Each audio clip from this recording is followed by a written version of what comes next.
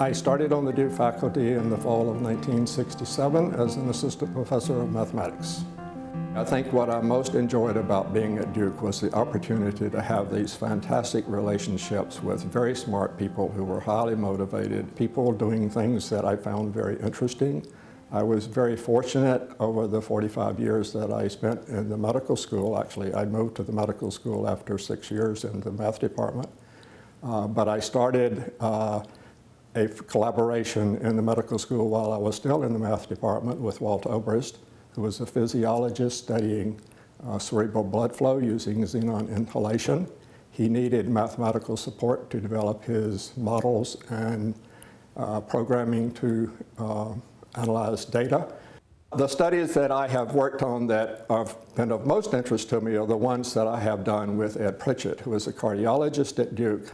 At the time Ed became the director of that unit, there was no statistician to support the investigators doing studies there, in addition to Walt Oberst and Ed Pritchett.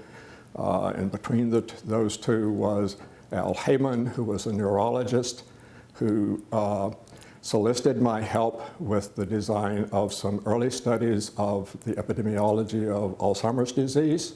I worked with Al Heyman for a number of years on all of his studies. He was a great friend as well as a great collaborator, and that's what I really enjoyed about all three of these people that basically spanned the entire 45 years that I was there. Well, early in the 1980s, I was encouraged by the chair of my department, which at that time was Community Health Sciences, to develop a training program for clinical fellows to teach them the methodology of doing clinical research. What we teach them is basically biostatistics, clinical research design, health economics, some genomics. There are a number of tracks in the program that they can select depending on their interest. And what we train them is how to do the methodology for doing clinical research studies.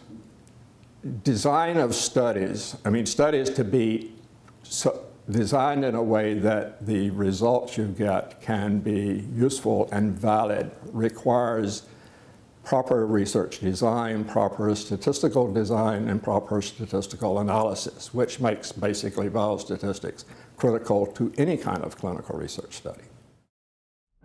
My wife's name is Frankie. We've been married since 1958.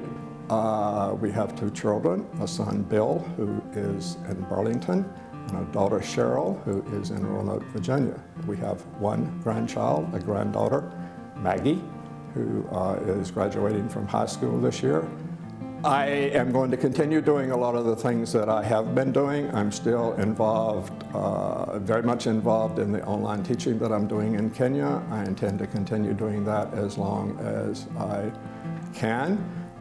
I had a small Honda motorcycle when I was in graduate school because at UNC there was nowhere to park, so I rode a motorcycle to work and back every day. And of course, once you get motorcycles in your blood, it just doesn't go away. So Frankie finally consented to let me go that route again. It's a Donna Super Glide. I don't ride a whole lot, but I love riding.